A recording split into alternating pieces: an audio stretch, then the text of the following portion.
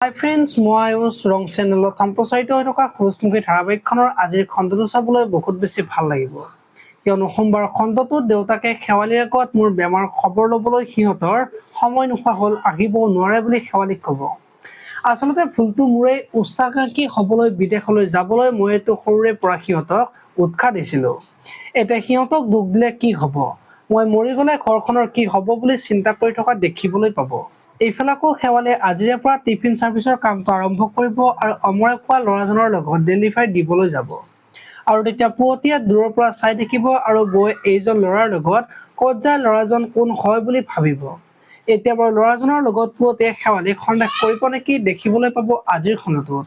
আনফালে আকৌ অনুস্মিতাই যি সন্তানটো যে বিজয়ৰ সেই কথাটো গম পাব আৰু তেতিয়া অনুস্মিতাই মায়ে কোৱা কথাবোৰ সঁচা, কিন্তু এই কথাটো পৰিবাসতে মোৰ পৰা কিয় লুকুৱাইছে বুলি ভাবি থাকিব।